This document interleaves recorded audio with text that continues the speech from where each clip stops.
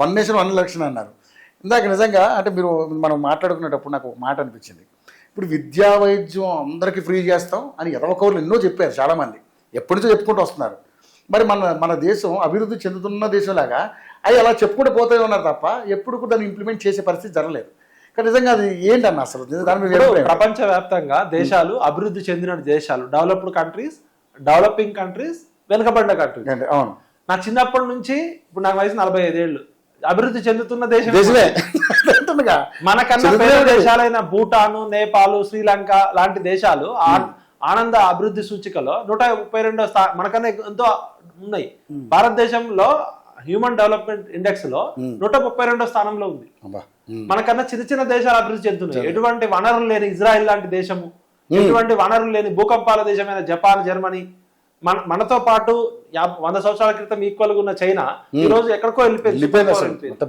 మరి ఒకే దేశం ఒకే చట్టం, ఒకే దేశం ఒకే ఎలక్షన్ అని చెప్తున్న మోడీ గారికి హ్యాట్స్ ఆఫ్ చెప్తూ, ఒకే దేశం ఒకే విద్య అని ఎందుకు పెట్టరు? ఒకే దేశం ఒకే విద్య ఎందుకు ఉండకూడదు? ఇంటర్నేషనల్ స్కూళ్ళు, ఓక్రిడ్జ్ స్కూళ్ళు, ఐసిఎస్సి స్కూళ్ళు, సిబిఎస్ఈ స్కూళ్ళు, ఐబీ స్కూళ్ళు బదులు ఒకే దేశం ఒకే విద్య పెట్టమని రిక్వెస్ట్ చేస్తున్నా. ఈ రోజు భారతదేశంలో ఉన్న ప్రజలందరూ ఒకే దేశం ఒక విద్య కోసం ఉద్యమించాలి. నీ కొడుకు, నా కొడుకు, రేవంత్ రెడ్డి మనవాడు అందరూ ఒకే స్కూల్లో చదివితే ఒకే క్వాలిటీ ఎడ్యుకేషన్ వస్తుంది కదా. కేసీఆర్ గారు కూడా తెలంగాణ వచ్చినప్పుడు నా మనవాడు, మా కార్ డ్రైవర్ కొడుకు కూడా ఒకే స్కూల్లో చదవాలి. మరి ఏమైంది? ఎస్సీ పాఠశాలలు, ఎస్టీ పాఠశాలలు, బీసీ పాఠశాలలు, గ్రామీణ ప్రాంతాల్లో రూరల్ పాఠశాలలు, ఇన్ని రకాల స్కూల్స్ ఎందుకు అసలు? నిజంగా పాలకులకు 75 సంవత్సరాల తర్వాత ఈ దేశంలో ఉన్న వాళ్ళకి క్వాలిటీ ఎడ్యుకేషన్ కూడా ఇవ్వలేకపోతే సిగ్గుచేడు. వీళ్ళందరూ నీళ్ళని బాయిలో దూకాలి.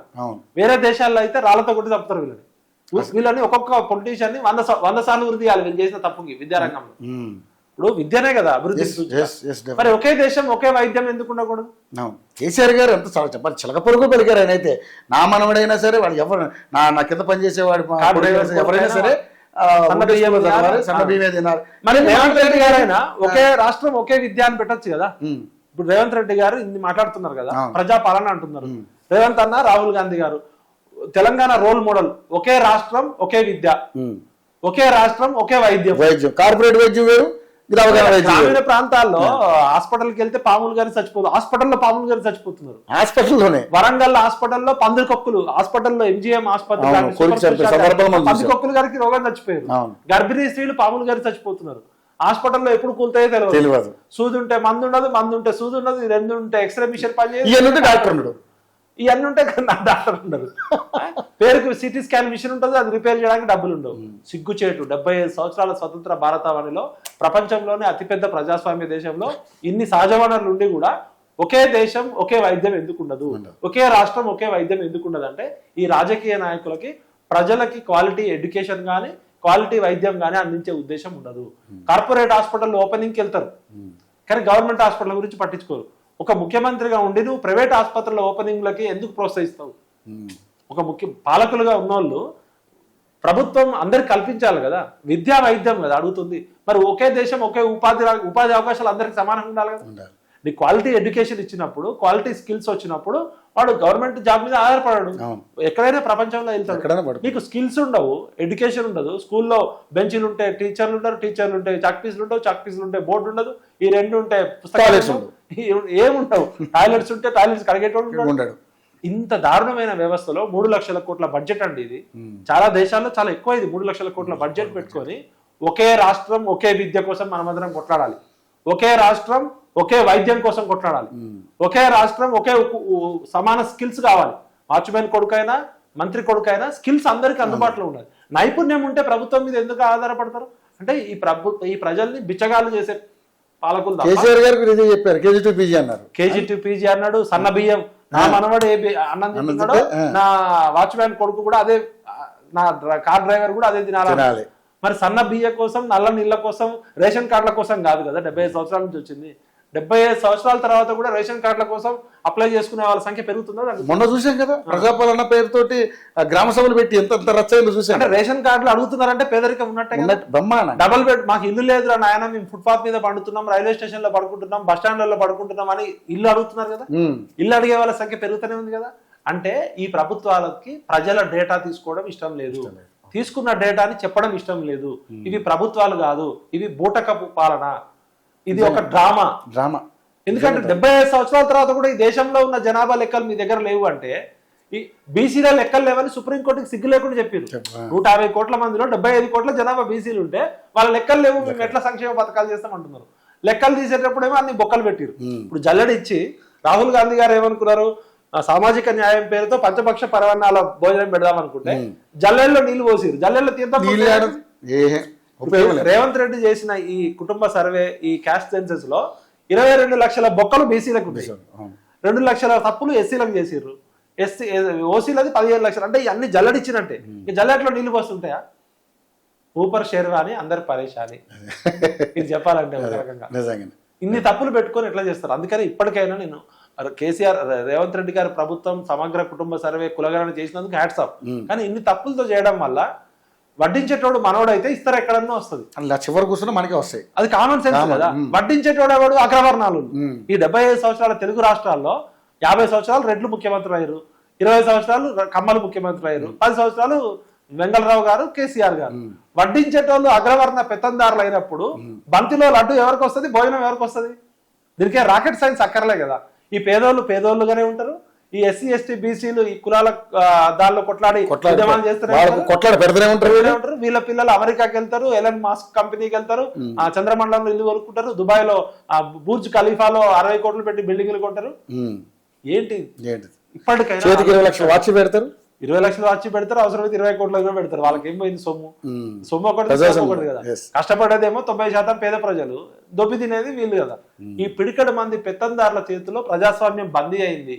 కాబట్టి ఇప్పటికైనా పాలకురారా కళ్ళు తెరవండి, లేకపోతే ప్రజలు మిమ్మల్ని రోడ్ల రాళ్లతో కొట్టే సివిల్ వార్ వచ్చే పరిస్థితి ఏర్పడుతుంది. పాలకులు కళ్ళు తెరిచేమన్నారు, కళ్ళు మూసుకుపోయింది ప్రజలే. పేద ప్రజలే. అవును, పేద ప్రజలు కులం పేరుతో, మతం పేరుతో, ప్రాంతం పేరుతో ఎమోషనల్ ఇష్యూస్ తోటి ప్రజలని ఎలక్షన్స్ అప్పుడు 5 సంవత్సరాలకు ఒకసారి గారడి చేసి మళ్ళీ 5 సంవత్సరాలు దోచుకుంటారు.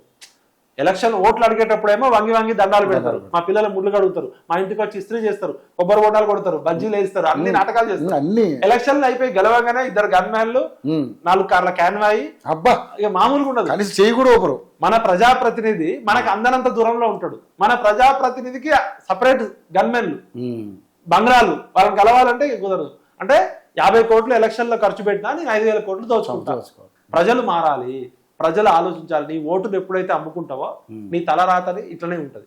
కానీ ఇక్కడ ఒకటి పాయింట్, ఇందాక మీరు అన్నారు, ఎక్కడెక్కడో మన భారతదేశంలో ఉన్నటువంటి బాగా చదువుకున్నటువంటి వ్యక్తులందరూ కూడా ఈరోజు అమెరికా లాంటి అగ్రదేశాలు కానీ ఉన్నటువంటి ప్రపంచ దేశాల్లో సీఈఓలుగా చాలామంది అవుతున్నారు. మన ఇండియాలో ఎందుకు ఉండలేకపోతున్నారు? కారణం ఏంటంటారు? ఇప్పుడు బ్రెయిన్ డ్రైన్ అనేది ఇవాళ అమెరికాలో ట్రంప్ చీచి పోపో అన్న మనోళ్ళు అక్కడే ఎందుకు ఉండాల్సి వస్తుంది? గతి లేక ఉండాల్సిన పరిస్థితికి వచ్చింది. ఇప్పుడు ట్రంప్ ఏం చేస్తుండు? చేతులకు బేడీలు, కాళ్ళకి బేడీలు వేసి ఏదో తీవ్రవాదులకు కూడా అట్లా పంపించారు. యుద్ధ విమానాలలో ఐలాండ్లలో పంపిస్తున్నారు. అయినా కూడా మన పిల్లలంతా ఇక్కడ చదువుకొని కష్టపడి టాలెంట్ ఉన్న వాళ్ళంతా అమెరికాకో, ఆస్ట్రేలియాకో, యూరోప్కో ఎందుకు వెళ్తున్నారంటే ఈ దేశంలో సమానత్వం లేదు. ఈ దేశంలో చట్టం పేపర్ మీద ఒకటి ఉంటది, జరిగేది ఒకటి ఉంటుంది, అవలంబించేది ఒకటి ఉంటుంది. కర్రు నోడిదే బర్రె, నోరు నోడిదే రాజ్యం అనేది పెరుగుతుంది. సంవత్సరానికి 20 నుంచి 25 లక్షల మంది టాలెంట్ ఉన్న పిల్లలు ఈ దేశం నుంచి వెళ్ళిపోతున్నారండి. ఇక్కడ ఐఐటీలో చదువుకున్న వాళ్ళు, ఐఐఎంలో చదువుకున్న వాళ్ళు, ఎక్స్ట్రాడనరీ టాలెంట్ ఉన్న పిల్లలు. ఇవాళ అమెరికా ఆర్థిక అభివృద్ధిలో తెలుగు వాళ్ళ పాత్ర, భారతీయుల పాత్ర ఉంది. ఆస్ట్రేలియాలో ఉంది, న్యూజిలాండ్, ఏ దేశం లేదు చెప్పండి. గల్ఫ్ దగ్గర నుంచి సింగపూర్ లో కూడా ఏ దేశమైనా ఆఖరికి మీరు పక్కన చిన్న చిన్న దేశాలు కూడా వెళ్ళిపోతున్నారు. అంటే ఇక్కడ రాజకీయ నాయకులు ఒక్కసారి ఎమ్మెల్యే అయితే 1000 కోట్లు సంపాదించుకుంటున్నారు, ఒక్కసారి ముఖ్యమంత్రి అయితే 1,00,000 కోట్లు సంపాదించుకుంటున్నారు. ఒక్కసారి మా ఇంటి దగ్గర కార్పొరేటర్ అయితే 20 కోట్లు పెట్టి ఇల్లు కట్టుకున్నాడు. 20 కోట్లు ఒక కార్పొరేటర్ 2 సంవత్సరాల్లో. అంటే ఎంత అవినీతి ఉంది, ఎంత హిపోక్రసీ ఉంది. చట్టం మీద ఒకటి, రాజ్యాంగం చెప్పేది ఒకటి, రాజకీయ పార్టీలు చేసేది ఒకటి. రాజ్యాంగం చెప్తుంది ఒకటి, ప్రభుత్వాలు చేస్తుంది ఒకటి. కాబట్టి టాలెంట్ ఉన్న వాళ్ళు అంతా వెళ్ళిపోతున్నారు. ఇవాళ మైక్రోసాఫ్ట్ సీఈఓ ఎవరు? సత్యానాదల్లా. ఇవాళ ఏ కంపెనీ తీసుకున్నా 150 మంది, గూగుల్. మరి ఇలా మొత్తం ఎందుకు ఇన్నోవేషన్స్ కానీ టెక్నాలజీ కానీ భారతదేశం బయటకు పోయినాక ఎందుకు చేస్తున్నారంటే ఇక్కడ ఉన్న ఎకో సిస్టమ్, ఈ రాజకీయ నాయకులు, ఈ పేదరికం ఇట్లనే ఉండాలి, ఈ కులాల కంపు ఇట్లనే ఉండాలి, ఈ రిజర్వేషన్లు కూడా ఇట్లనే ఉండాలి. రిజర్వేషన్లో 10 సంవత్సరాలకో 20 సంవత్సరాలకో 50 సంవత్సరాలకో పెట్టి బలహీనుడిని బలవంతుడిని సమాన స్థితికి తీసుకురావాలి కదా. అట్లా కాకుండా బలహీనుడు ఇంకా బలహీనంగానే ఉండాలి, టాలెంట్ ఉన్న అంతే కదా. ఇప్పుడు అప్పట్లో భూస్వాములు ఉండేటోళ్ళు ఇప్పుడు కంపెనీలో ఓనర్లు అయినరు. బ్లాక్ మనీ ఇవాళ మన మోడీ గారు చెప్పారు 15 లక్షల భారతదేశంలో ఉన్న ధనవంతులు దాచుకున్న డబ్బు స్విట్జర్లాండ్ లో కొన్ని లక్షల కోట్లు ఉంది, ఒక్కొక్కళ్ళ అకౌంట్ లో 15 లక్షలు తీసుకొస్తా అన్నారు. ఇప్పుడు 2004లో. ఇప్పుడు 14 సంవత్సరాలు 15 సంవత్సరాలు అయింది, మరి వచ్చినాయా? మళ్ళీ మార్చారు. ఒకవేళ వేస్తే అన్నగాడి తీసుకొచ్చారు, వేస్తే 15 లక్షలు పడుతుంది ఒక్కొక్క అకౌంట్ లో. ఆయన చెప్పిందే కదా తీసుకొచ్చారు. ఈ దేశంలో బ్లాక్ మనీ చాలా ఉంది, ధనవంతులు బాగా దోచుకున్నారు. ఈ స్విట్జర్లాండ్ లో స్విస్ బ్యాంకులలో దాచుకున్నారు. ఆ నల్లధనాన్ని మొత్తం వెనక్కి తీసుకొచ్చి ప్రతి ఒక్కరు ధనాధన్ జనాధన్ అని జన్ ధన్ అన్నారు. మరి అందరిని అకౌంట్ లో ఓపెన్ చేయించారు. చివరికి మిగిలింది గుడ్డు సున్నా. ఏ పార్టీ అయినా, కాంగ్రెస్ అయినా, బీజేపీ అయినా, టీఆర్ఎస్ అయినా, రేపు ఇంకో కొత్త పార్టీ అయినా, జనంలో అవేర్నెస్ లేనంత కాలం జనాలని బర్రెల్లాగా గొర్రెల్లాగా. అసలు ఈ 15 ఏళ్ళు, ఇప్పుడు దాదాపు 10 ఏళ్ళు అధికారంలో ఉన్న బీజేపీ కనీసం వాళ్ళైనా కూడా జనాల లెక్కలు తీశారంటే అది కూడా చేయలేదు కదా. అసలు వాళ్ళు లెక్కలేదు అన్నారు. అవును, కాంగ్రెస్ ని ఒక రకంగా అప్రిషియేట్ చేయాలి మనం. కనీసం బీసీలు 46% ఉన్నారని బయటపడ్డది, 55% అనేది వీళ్ళు అంటున్నారు వాళ్ళ రిపోర్ట్స్. అసలు బీజేపీ అంటే లెక్కలేదు ఇవ్వమంటారు. మరి లెక్కలేదు ఇవ్వనప్పుడు కులాన్ని తీసేయండి, అంతే కదా. ఇప్పుడు ఒకే దేశం ఒకే కులం అని పెట్టండి, అంత బెటర్ గా ఏ కూడా ఉండదుగా. ఇప్పుడు 1 నేషన్ 1 లక్ష పెట్టారు, 1 నేషన్ 1 క్యాస్ట్ పెట్టండి. కులానికి వ్యతిరేకము, ఈ మొత్తం అందరికి సమాన అవకాశాలు కల్పిస్తాము, సమాన విద్య కల్పిస్తాము, సమాన వైద్యం కల్పిస్తాము. అసలు ఈ కులాలు ఉన్నంత కాలం ఈ దేశం ఇట్లనే విడిపోతుంటారు. కాబట్టి మాకు ఎస్సీలకు తీసేస్తాం, ఎస్టీలకు తీసేస్తాం, ఓసీలకు తీసేస్తాం, అందరికి సమాన అవకాశాలు కల్పించే విధంగా చేస్తామని చెప్పొచ్చు కదా. ఇలా రిజర్వేషన్లు ఎందుకు అడుగుతున్నారు ఎవరైనా? అరే నాయన, మాకు కనీసం విద్యా వైద్యంలో గవర్నమెంట్ ఉద్యోగాలు అన్న మాకు అవకాశం ఇవ్వండి, ప్రైవేట్ ఉద్యోగాలు ఎట్లాగో మాకు రావు, సంపద లేదు మాకు, భూమి కూడా పంచండి, ఆస్తులు కూడా పంచండి, ఒకే దేశం ఒకే ఆస్తి, అందరికి ఈక్వల్ గా ఉండాలి కదా. నువ్వు చెప్పేటప్పుడు ఏమో సిద్ధాంతాలు చెప్తావు, ఇక్కడికి వచ్చేసరికి మరి కులం అనేది రియాలిటీయా కాదా? కులం లేనప్పుడు కులం లెక్కను ఎందుకు కట్టావు? ఎస్సీల లెక్క కడతావు, ఎస్టీల లెక్క కడతావు, ముస్లింల లెక్క పెడతావు, బీసీలు ఎందుకు పెట్టావు మరి లెక్క?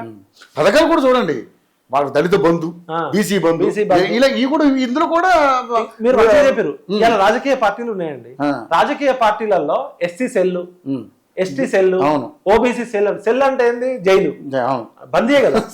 మరి రాజకీయ పార్టీలలో Reddy cell, Brahmin cell, Vaishya cell, OC cell ఉండదు,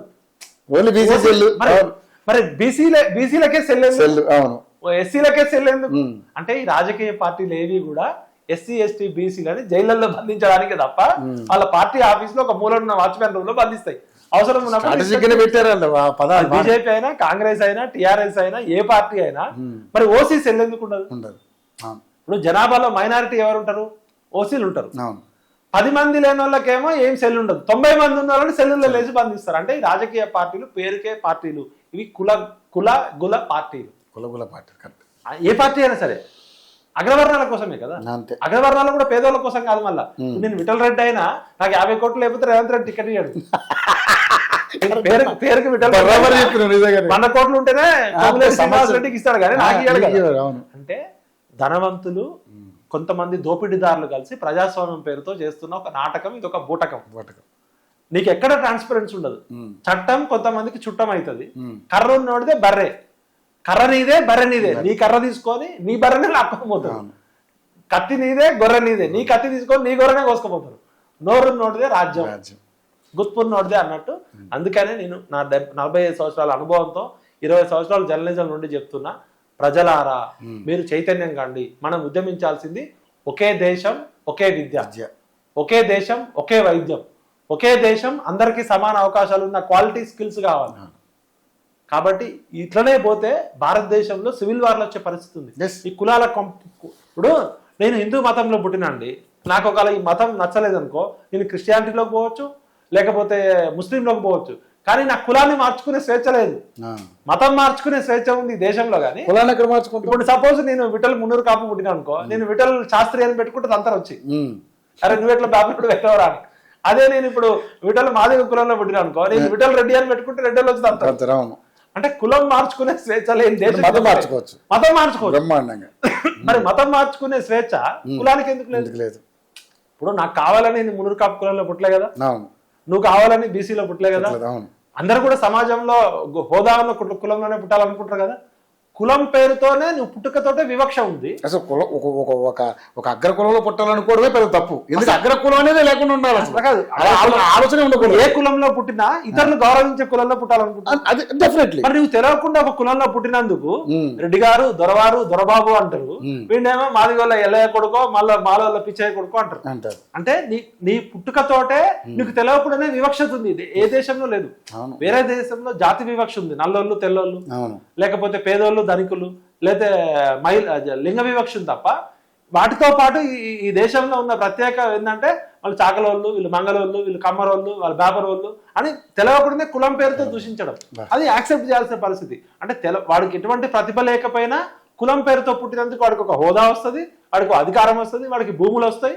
వీడికి పాపం ఎటువంటి తప్పు చేయకుండా ఒక కులంలో పుట్టినందుకు వాడు వివక్ష ఎదుర్కోవాలి, అంటరానితనాన్ని ఎదుర్కోవాలి, దూషణను ఎదుర్కోవాలి.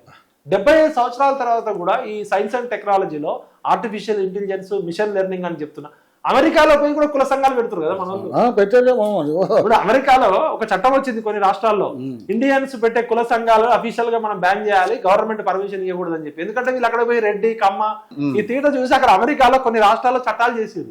సిగ్గుచేటు కదా. అమెరికా పోయింది ఎందుకు? మీరు టెక్నాలజీ తోటి సాఫ్ట్వేర్ ఇంజనీర్లుగా, సైంటిస్టులుగా ఉన్నత విద్యను వెలుగులో తీసుకురాడు. ప్రపంచవ్యాప్తంగా గ్లోబల్ సిటిజన్స్ కావాల్సిన మీరు అక్కడికి పోయి కుల గుంపులు పెడుతున్నారంటే మీ యొక్క మానసిక పరిస్థితి ఏంటి? అందుకనే మన ట్రంప్ అన్నాడు ఫస్ట్ అమెరికా అని. అంతే కదా. ఎక్కడా లేని కులాన్ని తీసుకుపోయి అమెరికాలో అంటగట్టిరు. కుల సంఘాల వన భోజనాలు అమెరికాలలో. ఇక్కడ నుంచి ఎవడన్నా పొలిటీషియన్, లీడర్, సినిమా యాక్టర్ పోతే వేల బస్సులు, వేల కార్లు పెడుతున్నారు. అంటే ఈ కుల పిచ్చి, కుల గజ్జి అనేది ఎంత వ్యాప్తిస్తుంది.